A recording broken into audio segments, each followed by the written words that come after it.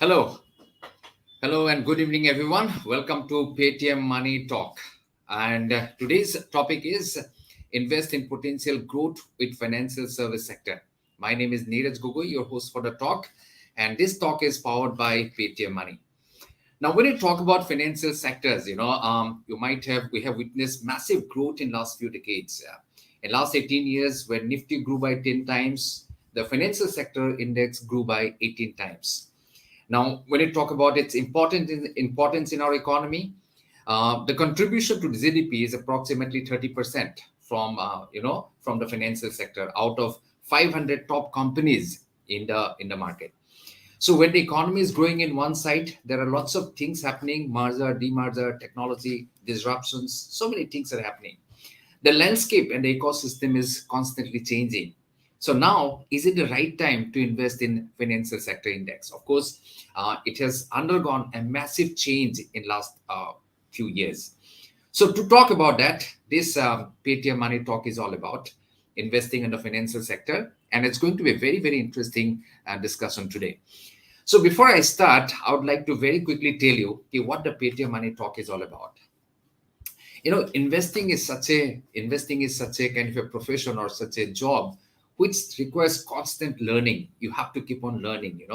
So therefore, what Paytm Money Talk does is we invite experts from different areas, from AMCs, mutual funds with decades of experience, and try to understand from them what is the latest trend, where the investment opportunities are, so that we can constantly upgrade our skill when it comes to investing. And that is what we have been doing for last so many years. And of course, going ahead, we'll be having many more shows. So that is what the Paytm Money Talk is all about.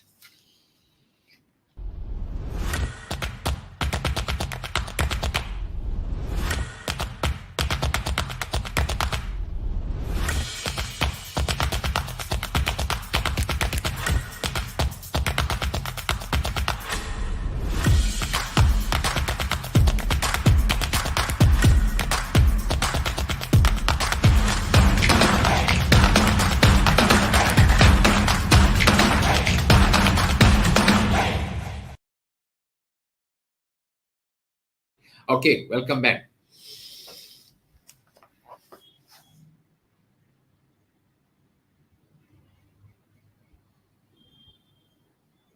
Okay, so welcome back. So we have got a very interesting guest today to talk on this particular topic, and he is Mr. Sumit Agrawal.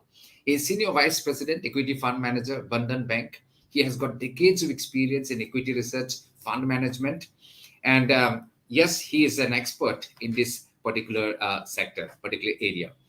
So, Sumit, can you switch on your camera? Yeah, hi. Hi, Neeraj. Hi, hi, great to see you here, Sumit, today. It's my pleasure to be part of this talk. Wish a very good evening to you and your audience. Thank you. And in fact, it's a very exciting time. We have seen in last few months Indian market doing wonderful. Things looks positive. I'm sure. And the economy, one of the signing spot in the world economy today, and the market is at an all-time high. You know. So how do you think going ahead? What are the opportunities? Of course, there are plenty of opportunities. There are so many different sectors performing. So if we talk about market as a whole, how do you see the market going from here or in next few years unfolding? Sumit. Absolutely. Yeah, yeah. Thanks, Neeraj, for fantastic question to begin with.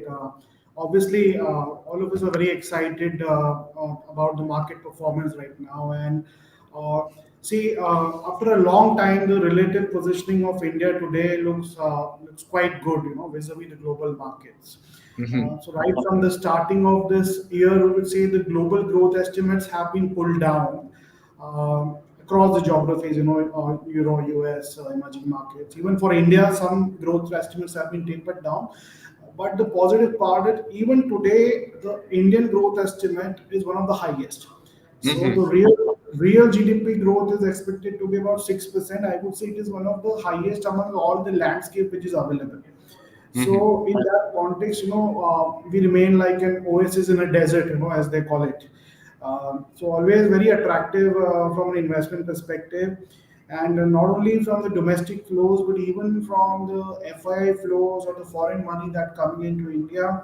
I think landscape remains the current landscape remains very attractive, and that is the key reason why you're seeing a lot of FI money actually flowing right from the beginning of this financial year, let's say April, May, June, and they continue to actually invest big loads of money into the India because the relative outperformance of India, I think the prospects are relatively better. Within that context, Neeraj, if we see Hmm. what are the key sectors which probably looks better, financial services, as you rightly said, stack on the top of it. Hmm. Because see the very basic reason, because financial services sector by its very nature is one of the biggest sector of the country today. Correct. So, as you were touching something about the size of the sector, so roughly of India's GDP today, services itself is about 57% of the GDP, Wow. and of services, financial services are again 37% of the services itself. So Hmm. essentially, 19 to 20% of the GDP is actually financial services. So Mm. if in India, let's say you are bullish on India and some investor wants to take a long-term call on India, financial services will definitely be part of it. It cannot be ignored because while it is categorized as kind of thematic or sectoral to some extent, but I would say now it is more like a quasi-structural story of India. Hmm. And as you rightly touched, this sector historically has delivered great returns, in the past. In fact, I have collated a few data points which I can share with the audience in terms of, to give them much more informed flavor of the opportunity landscape available. So, if you like, we can start with a short presentation of brief slides and data points which can be helpful for the audience. Yeah, absolutely, absolutely. In fact, in 2014, I still remember, when we were talking about the banking sectors, it was in a different thing altogether, and 10 years down the line, 2023, things have completely changed, isn't it? And today we are Absolutely. talking about, yeah, and today we are talking about merger of HDFC and HDFC Bank, then, IDFC, we are talking about, Geo finances, lots of things are happening. So I think Absolutely. definitely it's a great time. So now again, before you go to your presentation, of course, we'll go because it's going to be a very, very. There are a few questions that I would like to ask you before that. Absolutely. Please go ahead. Please So go ahead.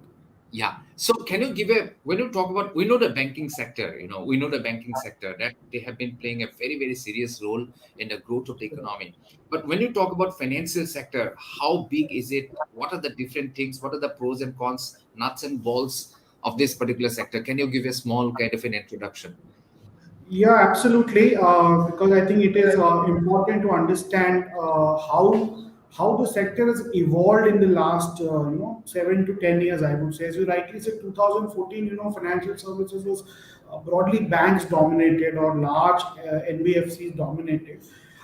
But Neeraj, the way Hmm. you and me have been living life in the past 5 to 7, 10 years have also changed materially. I will Correct. give you a few data points to understand this thing and how that has implications on the broader financial market. Hmm. You remember a few years ago, let's say 5, 7, 10 years ago, a lot only all of us in the white collar or normally a particular segment of the market was having banking accounts. There was a Correct. large segment of the market which was not even having a bank account, because most of the business was in cash, let's say, or a vegetable vendor or a grocery seller or a vada pav guy in a Bombay or small grocery shop. We used to transact in cash, take some money, do our business, and that is how life was going on. Then two, three things started in India. First of Hmm. all, the government actually started with the entire Jan Dhan account regime.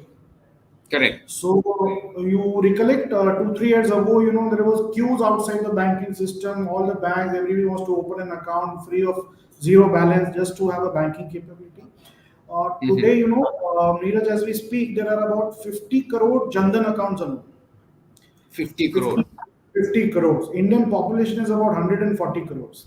Hmm. So if you include the 50 crore Jandan account and a normal bank account like you and me would be having, Hmm. roughly adult population which is more than 15 years of age, okay, which is kind of an adult population who can take their own decisions. 90% of that population today is having a bank account. Mm. That is one of the key change which has happened in the last 7 years, I would say. Another key change is the entire Aadhaar ecosystem which has been developed. So today Hmm. we have about, out of 140 crores of population, roughly 135 Aadhaar cards already issued. So practically Correct. everyone in the country is having an Aadhaar card. Even if there is a newborn in the family today, I think the very first thing we try in the first year itself is to get Get an another Aadhaar. card. Yeah, get another, because that feeds into many other things. So today almost the entire population is connected with an Aadhaar. What it does is it's a digitally verifiable KYC and so many other things which can be done through a technologically very solid platform that has been created. The third and Hmm. the most important thing, because today India has unique cell phone connections of 85 crores. 85 out of 85 crores mobile phone connections, roughly 75% of them is actually only smartphones. Wow. Hmm. I'll give you one more data point. Any Mm. guesses how many smartphones India would have sold in the last 6 years? Smartphones. Few hundred I'll- crores. So India has sold actually 40 crore smartphones in the last 6 years alone. On an average, let's say 10,000 to 15,000 rupees. That's a smartphone financing opportunity of 4 lakh crores to 6 lakh crores that has already been witnessed by the country. Now, what these three things does, having a bank account, having a mobile in your hand, which is smartphone, an Aadhaar database, which is again EYC verifiable digitally, and the lowest cost of data in the world. So India Mm. consumes 1.5 GB per day at zilch of the money. If some of us would have traveled abroad and there you would realize the cost of data and Wi-Fi is huge. Hmm. What it has does is, interestingly, what it has done is the way we transact today has changed materially. Out of every 100 rupees that gets transacted today, 70% is through digital UPI, IMPS, or the likes of Paytms and Google Pays of the world. And the entire ecosystem has moved from pure cash to largely digital banking, and a lot of vendors which were outside the system are now actually entering into the system. The cost of transaction is lower, the speed of execution is lower, and this has led to a lot of fintech, some of the respected ones like Paytm or your parent company itself. Some of them Hmm. are actually willing to lend to these vendors digitally. And this system was so far outside the banking system, these guys, these unbanked population. Just imagine millions and millions of such people entering into the banking system, and then what can be the future of the country for the next 15 20 years when unbanked population enters into the banking system. And that is the reason today financial services is very different from what it was considered in last 7 10 years, where it was only banks.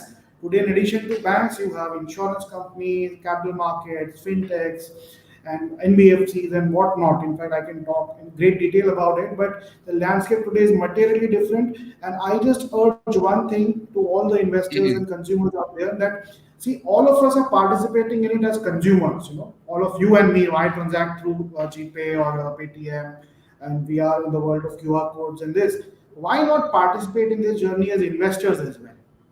Because normally we have seen when we participate as consumers and also as investors, we are party to this wealth creation journey over long run, and it has created wealth.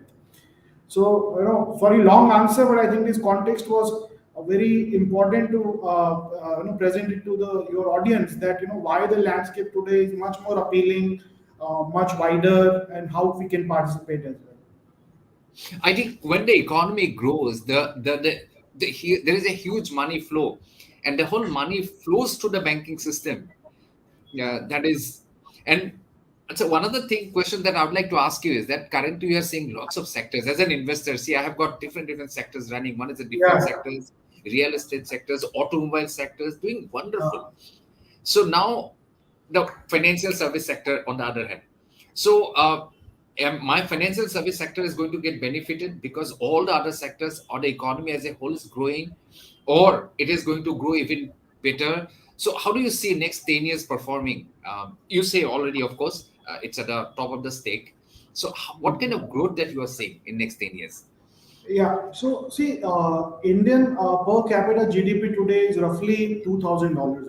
And at Hmm. $2,000, the credit to GDP of the country is about 89% or 90% broadly. Correct. So if you see some of the developed nations, when the Uh-huh. per capita GDP actually expands, the credit to GDP also expands big time. See, in simple terms, for your audience, I will just explain what do you mean by per capita GDP. See, all of us today, probably by God's grace, are doing better than what we were doing in the past. We are living a Correct. better life. We are eating better food. We are having better medical services. We are wearing good clothes. Connectivity is there. This is signs of prosperity and which is growing. It is reasonable to assume that even for the next 5, 10 years, India GDP per capita is likely to grow further. And when that grows, the credit opportunities expands meaningfully. See, 10, 15 years ago, taking a loan was considered to be a kind of a very avoidable thing. Why to take a loan? If need be, let's take. Otherwise, let it be. Loan was not Today, good. Yeah. yeah, today we are absolutely okay to take a loan even for a vacation or or a travel or education or health or just of some of our hobbies. And today, even lending services institutions are providing loans in various other formats which were erstwhile not available. Erstwhile loans used to be available only for, let's say, a housing loan or a car loan. Hmm. Even education loan was not available. It was there, but then it was a tough task to get education loan. When I was studying, or when probably you would have seen it yourself. So for the next 5, 10, 15 years, the future for financial services look reasonably good. The number of options, the spending capability, and the regulatory framework, which is much better than most of the other countries. See, in the US, you would have heard in the Yes. like 3, 4 months ago that every day some regional banks were actually, in the US or the Europe were actually under trouble. But we have come out of this problem unscathingly. Basically, in the past 10, 15 years, I hardly recollect maybe one or two instances where there was large scale bank failure or something. But we have actually not done, and we are a large population. 140 crore is like the top two countries in the world basically. Despite of that coming out of that very beautifully, that itself says that even when we grow from here, our basic and foundation is very strong. And because it Hmm. is strong, it will do well. Ideally and hopefully, as investors also, we should look forward to participate in such ideas which are benefiting from this kind of a change in the economy. Absolutely. In fact, your AMC also is going to launch a fund that is a Yeah. financial service sector fund. It's a very interesting time. And I'm sure I saw your presentation. You have prepared a fantastic presentation with lots of in-depth data analysis and all. So why don't you, give us that presentation so that we can get a more deeper view into the whole thing?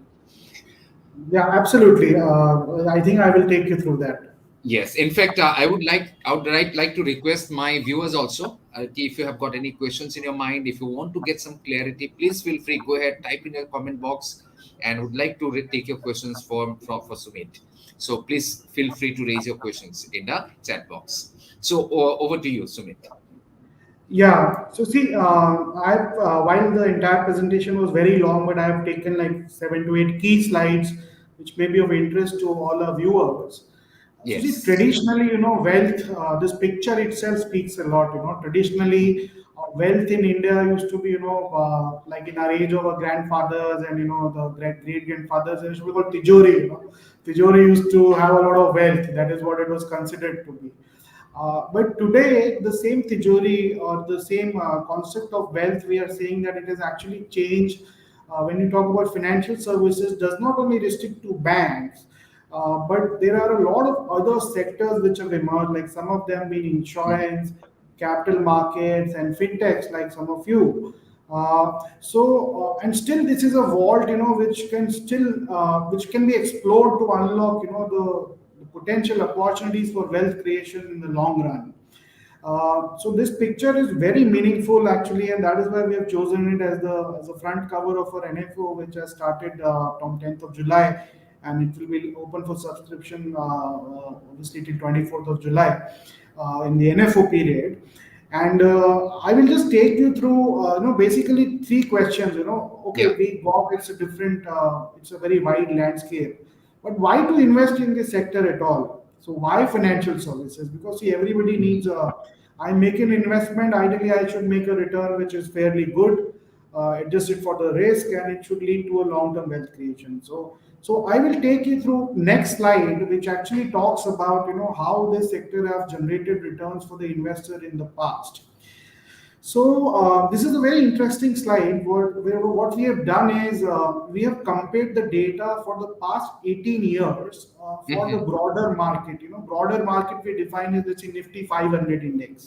Now Nifty 500 index will also have large cap and little bit of mid and small cap also, because in an 18-year period I think it gives you a good sense of overall market where it has moved. And then we compared this with the financial services index. Now, financial Mhm. services index is an index which represents the top 20 companies within the sector. This is the index which is published by NSE. And the Mhm. result is amazing. What we see is that while broader market has given a CAGR of 13.7% in the last 18 years, Mhm. financial services index has given a CAGR of 17.3% in the last 18 years. Now that is a alpha of about 3.5% over such a long period. And Mhm. Neeraj, just to give you some idea, this they say compounding is the eighth wonder of the world, and how much Mhm. difference does a 3.5% CAGR can make because of compounding?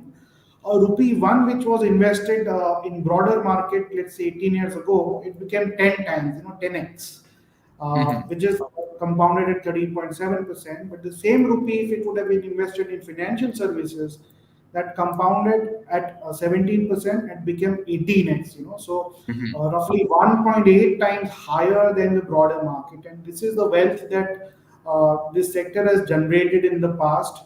Obviously, reasons we know, because it's a large sector, and I talked about how the jam rate, new Jandan account, mobiles, and Aadhaar has actually changed the way financial services is behaving today. And these are the precise reasons why there is a good history of good outperformance. We Mhm. believe even going forward, the sector now is much more broad based, and today it's quite likely that maybe such kind of a performance can actually continue even for a longer period of time, because penetration led opportunities are there in the country. Most of the system was unbanked, now have a banking capability. I will give you one more data point, Neeraj, before we move into the Mhm. next slide. Today in India, roughly companies which make profit more than 1,000 crores, there are roughly 175 to 180 companies only. Out Mhm. of that,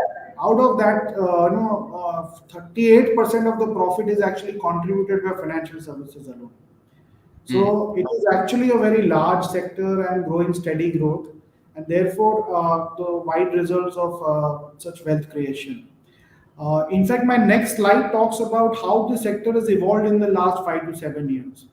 Uh, and as it is visible today, so financial services is actually within itself five broad sectors and Mhm. 19 subsectors. So you remember good old days where used to be a lot of public sector banks, 30, 40 of them. Correct. But today you see, reasonably good size public sector banks, and there are about, nice number of private sector banks. But what has emerged in the last 7 to 10 years is the entire new kind of banking services like small finance banks or payment banks. Now, these entities were not available in the listed space 10 years ago. Mhm. Let's look at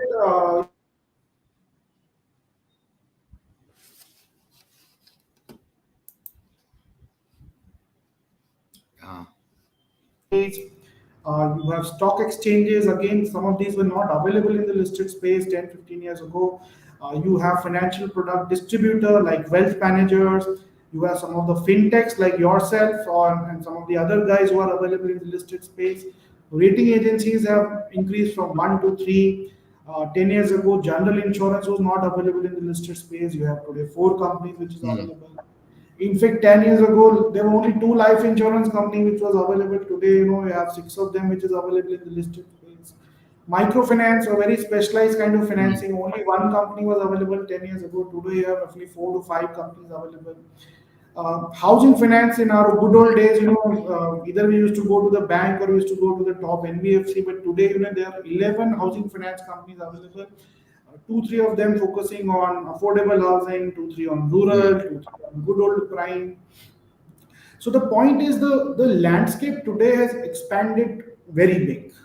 Mm. Uh, the reasons I have told you what are the reasons there of there, and that is the precise reason we think that we would like to capture a lot of these opportunities and have this NFO, which is Bandhan Financial Services Fund, which will Mm. invest not only in banks because that is what traditionally people used to invest in, but Mm. also in the other five broad sectors in a meaningful way so Mhm. that investors get an opportunity to participate in this over a long run and generally we say that equity investment should be from a minimum holding period of 5 years and we have seen how market has actually evolved and wealth has been generated so this is where I think the differentiation that our fund actually brings in.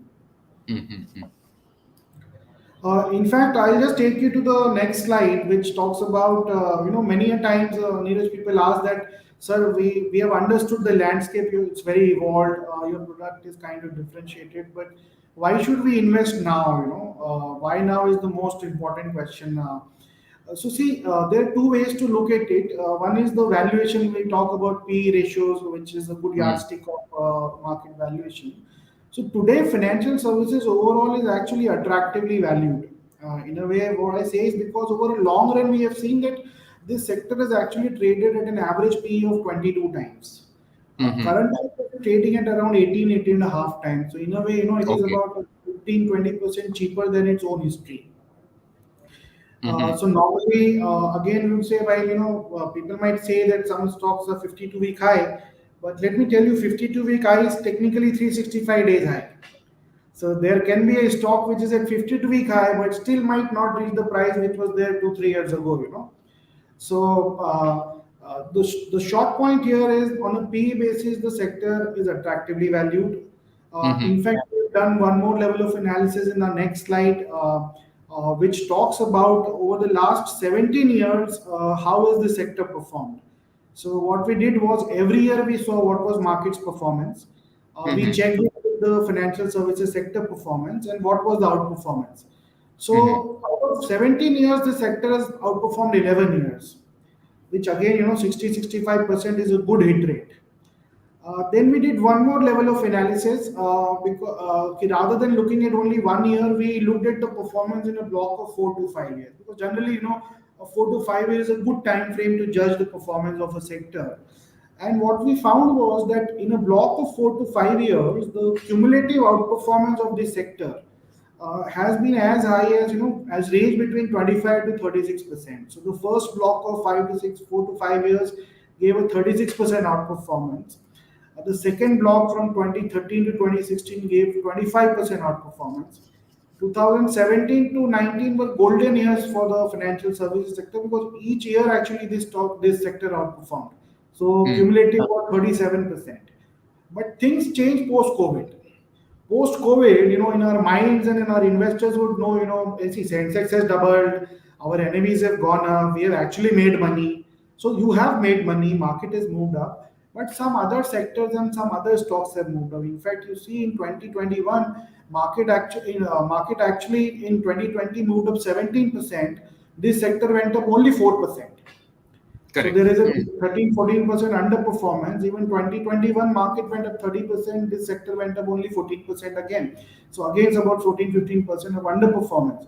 2022, some bit of a comeback. The sector outperformed by 5 percentage basis points. And YTD, I mean, this is a slightly dated data, but even as we speak today, more or less, plus 5, plus 7%. So cumulative last 4 years actually minus 20%. So therefore, we think even from a valuation perspective, this is actually a good time for participating in this kind of an opportunity in financial services. And therefore, I think we bought this fund at NFO at this point in time. Just one bit I would also like to talk lastly on the way we want to manage the portfolio. What can be the portfolio construct, because that's an important point. So I think the next slide talks about it, and I think that would summarize our approach here. So we want to focus on bottom-up stock selection, because today the landscape is very big, as I was explaining in my earlier comment. Secondly, we want to manage it very actively rather than a benchmark-centric approach or a benchmark-hugging approach, because if you will, since it's a wide landscape, active management in the long run has actually given some alpha, and that is what we want to explore. Have a growth-oriented mindset with a very flexi-cap approach in mind. Two, three things we want to focus on while selecting the companies which have profitable and strong growth trajectory. Mm. Second thing, we want to back management quality, or we want to buy companies which have good management quality. Because Neeraj, in lending services, see, lending money is easier, but recovering money is very tough. So better to back stronger guys, who have demonstrated capabilities of coming out of the bad times also. So strong management quality is important. And lastly, having exposure to companies which score good on competitive positioning. So the stronger guys in the landscape. I think it's a very simple investment philosophy and very simplified portfolio approach. That is what we want to create the portfolio. And in a nutshell, the last slide talks about the takeaways. We just recap for the audience because a lot of data can be heavy. Mhm. But the sector has a long-term track record of wealth creation. Today, the sector is much more diversified, which gives us the opportunity to participate. And on the right hand side, it talks about even from a growth and valuations perspective, we are at a reasonable level. I've showed you some data in absolute and from a time cycle perspective also how we fare better. And therefore, this Bandhan Financial Services Fund is offering an opportunity to invest across sectors, not only banks, but NBFCs, capital market, insurance, and fintechs.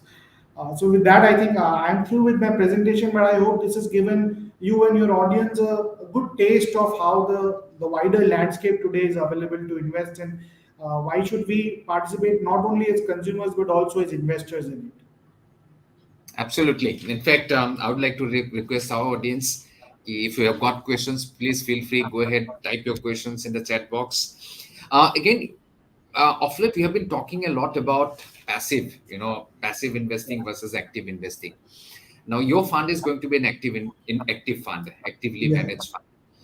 So, is there any conscious decision, or is there any advantages that you are going to have? Of course, you are saying that you are going to create an alpha. So, can you Yeah. elaborate on this? Yeah, Neeraj, good question. So see, the good part about financial services, as I've always been saying, is it's an evolving space, and it is actually in number of investment opportunities has increased. Hmm. But the point is, if you are more benchmark focused, or more passive Hmm. in your approach, your allocation will be to a very large set of market Stop. caps, but very few Hmm. few set of stocks. So I'll give you one Okay. example. Like Hmm. Bank Nifty today has 12 stocks only. Hmm. Nifty Financial Services Index, which is the relatively better index to that, also has only 20 stocks. Hmm. Now, within these 20 stocks or 12 stocks, the large banks which have large market cap has the highest weightages. Hmm. And Hmm. therefore, 80-90% plus, I would say, easily would be large banks and large NBFCs. So if you are trying to create a portfolio which is very passive, or let's say even an index fund, the investor is getting exposure only to the top guys. And I've told you how life is changing at the bottom. Right. So that is exactly what you want to get exposure to, because top to hey, that is there, that is available for anybody to buy.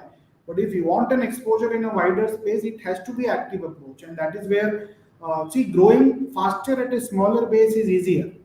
Growing faster at a larger base is much more difficult. So therefore, these smaller set of companies are likely to grow faster. Their market caps are also smaller, and therefore, it gives you a wide variety of investor exposure, and therefore, active approach with bottom-up stock selection. Correct. And you said multi-cap approach you'll be having. So, is there any kind of a weightage? How much is going to be large cap? How much mid or small cap? Something like that? What is the Yeah, so good percentage? question. Yeah, good question, but we are frankly not keeping any kind of such restriction on ourselves because that would be like, guarding ourselves too much. All we are Yeah. saying is flexi cap and approach because see, Neeraj, in country like India, over the last 10, 15 years, we have seen many small caps migrating to mid caps. Many mid Hmm. caps migrate, some of them migrating to large caps as well. So our focus is to identify companies and invest in when they are probably some of them in small and mid and they will now migrate into the higher caps. But if we restrict ourselves with certain percentage in mid, certain in large, then we'll not be able to capture this growth opportunity. So as the So opportunity comes, wherever you see the opportunity value, then you are going to go ahead. yeah, absolutely, absolutely. Now, your fund will be focusing on five different sectors, subsectors within the whole financial sector. Am I Yeah, right? yeah, that is So, right. yeah, have you decided? Is there any weightage like okay, 25% for this banking, 25% for housing finance, 25% for Yeah. Is there any kind of this thing? So basically, if you look at the current set of peers today or even the benchmark, what one Hmm. interesting observation we find is that again, most of them are exposed to the large banks or the larger NBFCs. The wider financial services landscape that I was referring to is not well represented in most of the portfolios. So our Okay. idea is that let's say if we are in this country and want to participate in this growth story for the next 5, 10, 15 years, we Hmm. need to be adequately present in most of the growing subsectors. So we need to have some exchange, we need to have some broking, we need to have some mutual fund, we need to have some insurance company, we need to have some rating agencies for the large sectors. So Hmm. our idea is to have enough exposure to each of them, the sizable ones, and in Hmm. addition also have the leading banks also because on bottom up basis maybe some of the valuations look very attractive. So even have exposure there. So all I can say, because again, from compliance perspective, we cannot talk a lot about the portfolio as of now before it is constructed. But I would say our relative exposure to financial services will be relatively higher because it is not there in the benchmark. It is very little in some of the peer funds also, and that is where we are trying to differentiate. Okay. Now, if I'm looking for an investment perspective, I'm an investor. I have got allocations. Ideally, how much of my total allocation, equity allocation, should be in this particular theme, banking and financial sector? And that is number one. And number two, what should be the ideal horizon? If I invest in this particular, Yeah. fund, what should be the minimum holding period that I should look for? Yeah. So see, I initially said that this sector in a way is also transitioning into a kind of a quasi-structural play also because Hmm. 20% of the GDP is financial services and it's likely to grow only up from here. Some of the exposure to the clients on this sector is already there with the existing diversifiers. They have some exposure to financials, right? But the point is that exposure is again limited to the top 7, 8, 10 stocks in Hmm. most of the funds. It's in an Hmm. existing cap fund or an existing large cap or a large mid would still be having, top 7, 8 stocks. So therefore, to differentiate, having this kind of exposure, which is our fund, is only going to complement your existing exposure to the financial services rather than overlapping. Still being a sectoral fund, we would still advise that one should be cautious about investing in sectoral funds, even if it is a quasi structure like financial services, and one should obviously consult their investment advisors as well for a proper asset allocation. But I would still say allocating up to 10%, 5 to 10% of your overall allocation to such kind of a large sector is still doable. But obviously, this is not meant for a first-time investor because first-time investors generally do not have that kind of risk appetite probably. So they should participate in longer-term SIPs and STPs route. But from a lump sum perspective, as I said, valuation probably looks reasonable, and from a time cycle perspective, we are probably sitting on an underperformance of last 3 to 4 years. So therefore, from an NFO perspective and lump sum perspective, also looks attractive. Your second question, we are advising at least an investment time frame of about 5 years minimum, because see, when you are sitting on an underperformance of 3.5, 4 years, and if it mean reverts, then to ride the entire thing, you should at least be there for 4 to 5 years, because the sector is dynamically changing, and you should ride the entire up move whenever it comes.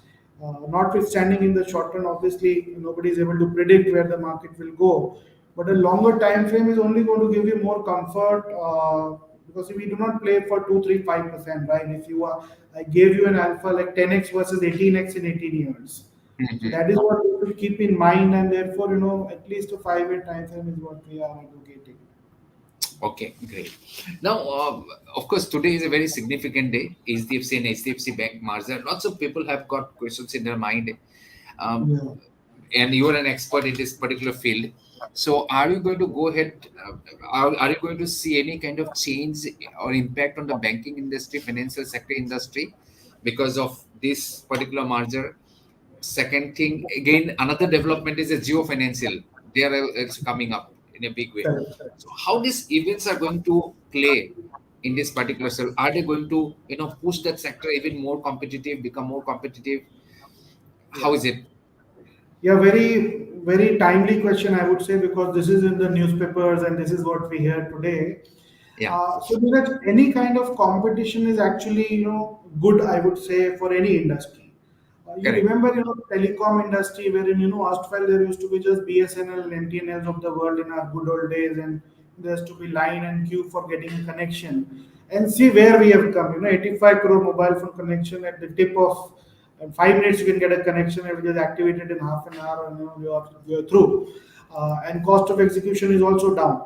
So the combination of the HDFC twins, I would say, first of all, it's a big honor for most of us in the country, because the combined market cap itself will put the bank itself in the top five, or top 10 banks in the world. So it's a very good thing. We get a good representation on the global landscape. It's a very giant machine, which probably it will now be, and putting forward, growing very aggressively, because Mhm. at that base, even if you grow 10, 15, 20%, that itself is very large vis-a-vis the smaller guys who are growing at 25, 30, 40% also. So it's a good thing. Competition is invited. I have very well respected names in the country, both of these stocks. I think quite it's a good thing for us as investors. Secondly, your question on the geo financial services, that again, I said technology is making its presence felt everywhere. It can be disruption and it can be an opportunity. Mhm. So some of the fintechs, like some of you yourself, who were lot earlier have taken the lead, but some of the banks are now catching up. That we need to also have QR codes. We need to also have more vendors. We need to also have more customers onboarded. Still not reached there quite far, but if Geo obviously will bring some kind of a disruption, because they have a large user base, large balance sheet, and we have to be acceptable in using technology to our advantage. We cannot be fearful of technology. See, because of technology only, we are doing a live session today with numbers and numbers of consumers. Unlike 10 years ago, we have to be in a studio and we have to travel and so many things, and not so. It's good that a large player with good technology will enter. Market will again see a lot of competition, and competition will there. Pricing will come down. Pricing will come down. More affordability will come. More affordability will come. The long-term growth will improve. And as investors, we only want to participate in the long-term growth capabilities. So in fact, it's a good thing which is happening. So I look forward to it.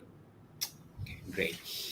Now, another thing is, of course, the interest rate. Of course, I think interest rate is very important for our sectors and inflation and all these numbers. So, how do you think going ahead? Interest rate cycle again, down cycle starting the rate cuts, and do you think that is why probably that it's going to give lots of momentum to this sector? Do you? Yeah, good question. So, see, interest rates, we were under a regime earlier where interest rates were continuously heading down, because started with the GFC, where, there was a problem in global markets, Lehman Brothers happened, and regulator decided to print money and interest rates were down. Then on their way up, then COVID came and we brought down our cost of money. And then again, globally, it has started to move up. See, Hmm. obviously, rising interest rate in a way is not a good thing because it increases our cost of doing business. People like you and me, or even larger corporations, some of us may have borrowings, and if the borrowing cost goes up, it actually pinches into our cash flows. When cash flows gets impacted, our ability to do work gets impacted. However, after a sharp rise, which we have seen in the last 2 years or so, globally as well as in India, the broad current view is that set aside the US because there might some talks of at least two rate hikes more over there. Although I'm not an expert, but even if it happens, the chances of a rate hike in India, I think in all good aspects, probably are limited as of now. In fact, we are seeing that probably somewhere in 2024 we might start to see a rate cut as well. Uh, Obviously, price of tomatoes are shooting up, but I don't think that is a very that's a very large weight in the inflation. That's more seasonal. But if interest rates start coming off, it will be good for the economic cycle because money will start rotating more.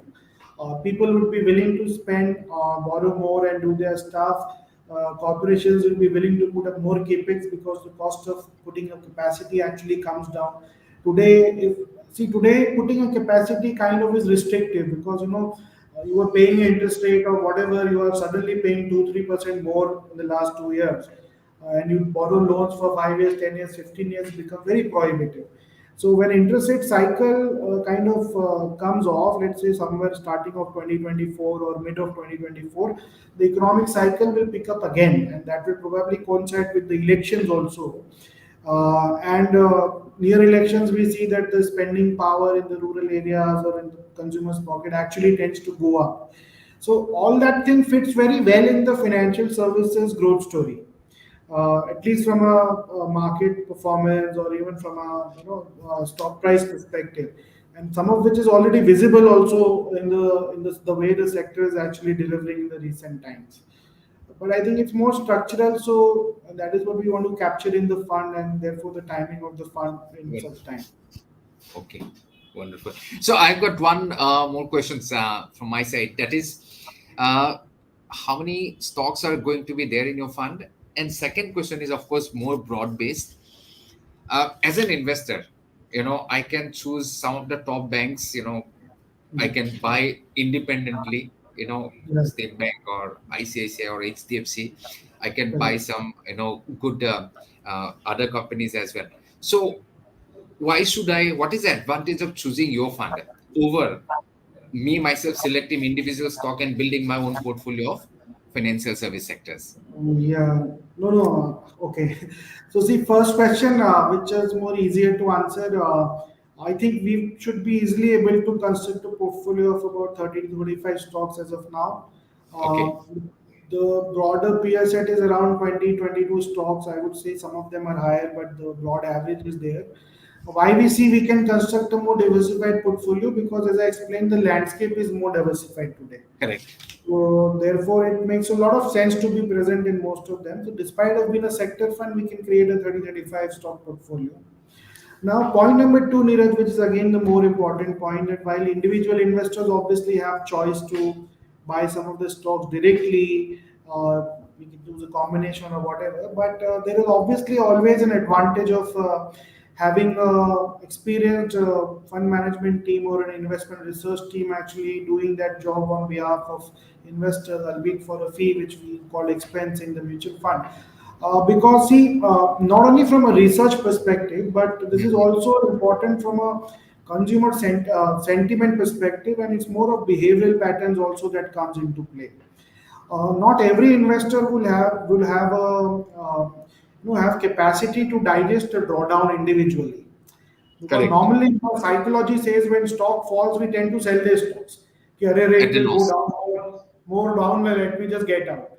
But when you have an experienced set of investment team and larger learnings of longer years and experience, they tend to come over in this behavioral finance thing, and they actually tend to take an informed decision, a very well behaviorally oriented decision, and that is where the value of a fund manager or an AMC comes into play.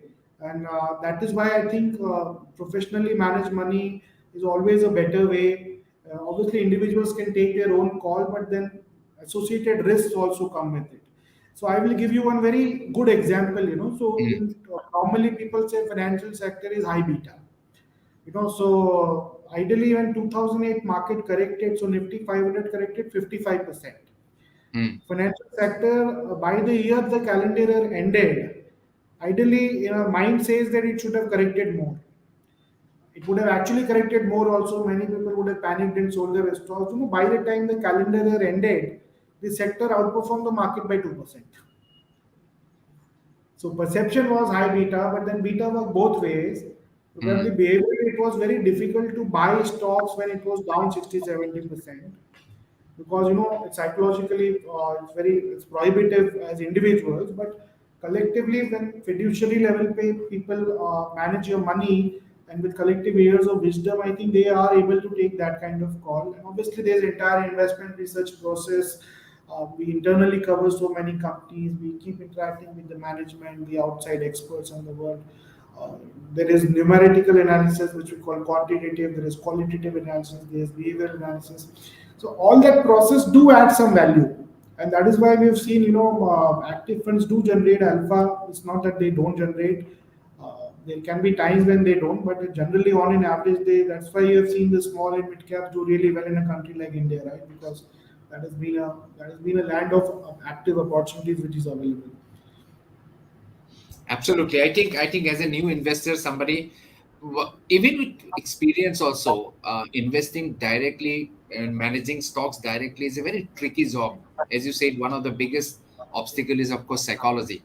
So yes, I think experienced fund managers, when they pick the stocks and their entry and exits are absolutely driven by systems, methods, and their own research, that definitely helps. I think anything more that you want to add as a closing remark, anything or something that we have missed discussing as yet? Can you give your closing remark, Sumit? Yeah, so need to see two, three things. Firstly, I would say that financial services is a place to be, and we have seen Correct. enough from the past data. And my sense is I started my career as a banking analyst, some 18 years ago. Oh, So I've seen yes. this space evolved in the last 18 years. How it is, I'm quite sure in the next 5-10 years it will be a very different space, and with the number of listed options will also expand meaningfully. So, if we want to participate, it's advisable to participate in a broader set of companies rather than just chasing the top 5, top 10, top 15 companies, because the base is improving and opportunities are there. Timing wise, probably we have given some data points why we think it's more reasonable to buy it currently. And lastly, coming back to your question on why can't we buy individually stocks and not this? Because see, ultimately it's all about the portfolio also. So why do we always see that Nifty is at all-time high, but our stock portfolios is actually draining down? Because one or two stock does very well, but some of them went down 50%. Our allocation was higher. So creating a portfolio itself is an art. So the portfolio Mm, construct which comes with various offsetting factors. Sometimes let's say a bank will do well and NBFC might actually come off. Sometimes bank will do off and NBFC will do well. Sometimes a PSU bank would fall, but a private sector bank will probably do better. So it's like an eclectic dish which has actually been made when you construct a portfolio.